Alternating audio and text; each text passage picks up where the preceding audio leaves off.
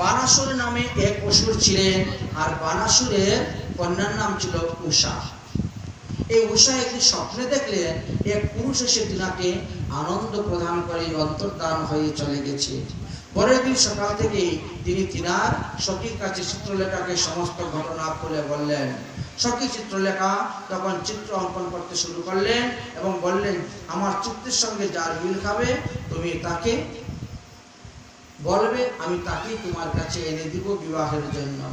সেই অনুসারে ব্যবস্থা হয়েছিল এবং চিত্রলেখা আকাশমার্গে গিয়ে নিয়ে চলে এসেছিলেন।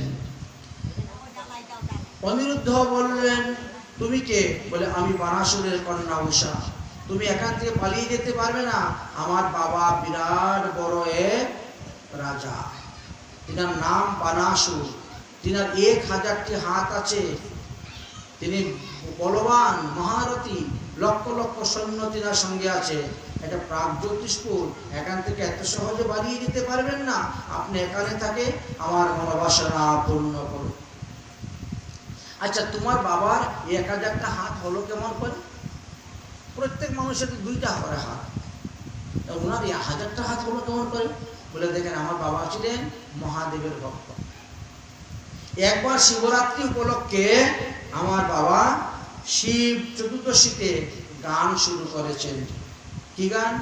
হে শম্ভু তেরি মন্দির মে হাম দর্শন পাতে আয়ে, হে শম্ভু তেরি মন্দির মে হাম দর্শন পাতে আয়ে, হে শিবরাত্রি ব্রত মে, তেরি শিবরাত্রি ব্রত মে তেরি মহিমা গাতে আয়ে, হে শম্ভু তেরি মন্দির মে হাম দর্শন পাতে আয়ে, হে শম্ভু তেরি মন্দির মে হাম দর্শন পাতে আয়ে।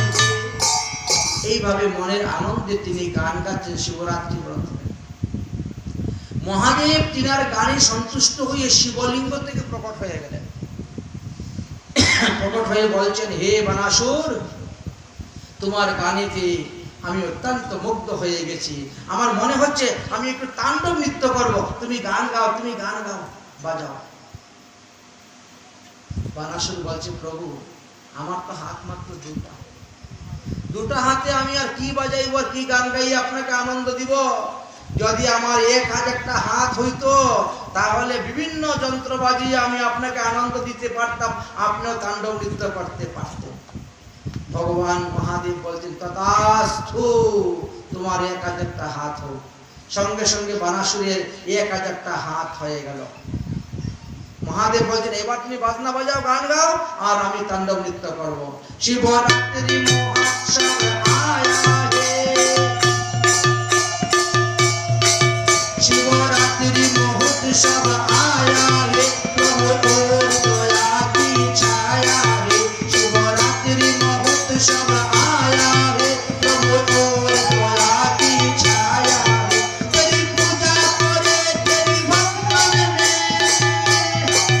तेरी पूजा करे तेरी भक्तन ने, सब देवी जला के आया है। हे शंभु तेरी मंदिर में हम दर्शन पाते आया है, हे शंभु तेरी मंदिर में हम दर्शन पाते आया है। हे त्रिपुरारी कैलाशपति, हे तेरी गायक झाप कवि, हे त्रिपुरारी कैलाशपति,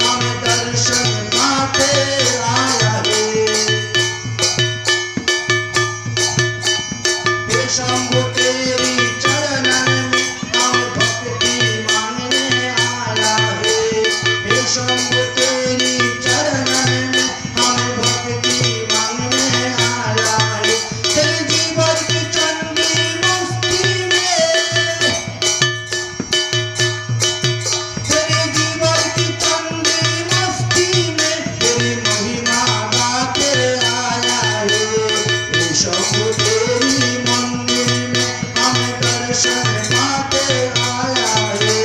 नमो शिवाय नमो शिवाय नमो शिवाय नमो शिवाय नमो शिवाय नमो शिवाय नमो शिवाय ओम नमः शिवाय। हर हर महादेव शंभु। মহাদেব আনন্দ হয়ে গেছে, সন্তুষ্ট হয়ে গেছে। মহাদেব বলছেন, হে বানাসুর, তুমি আমার কাছে বর চাও, বর চাও। আজকে তোমার গানেতে নৃত্য করে আমি যে আনন্দ পেয়েছি, তুমি যা চাইবে আমি তাই দেব, তুমি বর চাও। বানাসুর বলছেন, প্রভু বর যদি দিতে হয় তাহলে আমাকে এই বর দিন, আপনি আমার ঘরের দরজার দারোয়ান হয়ে বসে থাকবেন। আপনি সংহারকর্তা। সংহারকর্তা যদি কারো ঘরের দরজায় দারোয়ান হয়ে বসে থাকে তাহলে জম বা জমের দুধ মৃত্যু তো আসার কোনো ক্ষমতাই নেই। তার মানে তো আমি অমর হয়ে গেলাম, অজর হয়ে গেলাম। সেই দিন থেকে মহাদেব এই বানাসুরের ঘরের দরজার সামনে দারোয়ান হয়ে বসে আছে।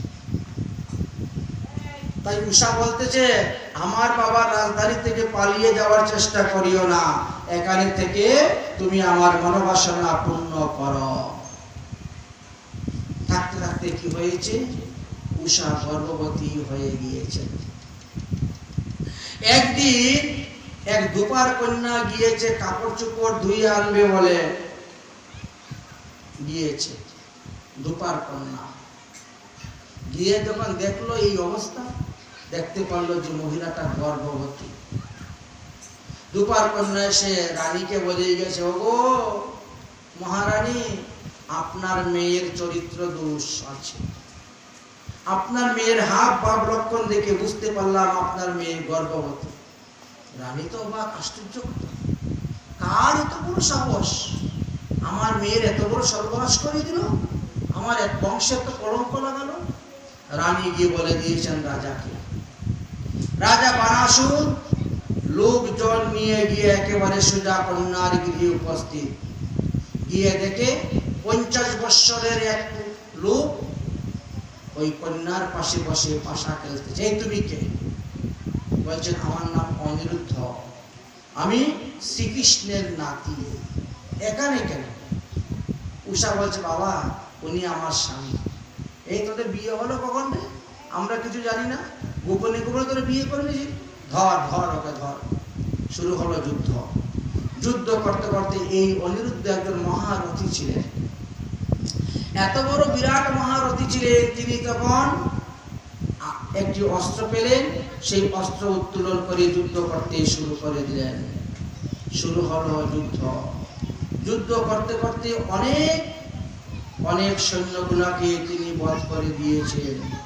বানাসুর দেখলো যে এর সঙ্গে যুদ্ধ করে পারা যাবে না, তখন অনিরুদ্ধকে বন্দী করার জন্য তিনি তখন নাগ পাশে মেরে দিলেন। নাগ পাশে মেরে দিয়ে তাকে বন্দী করে দিলেন। অনিরুদ্ধ পরীক্ষা নামক অস্ত্র দ্বারা যুদ্ধ করেছিলেন, সব সহ বন্দী করে দিলেন।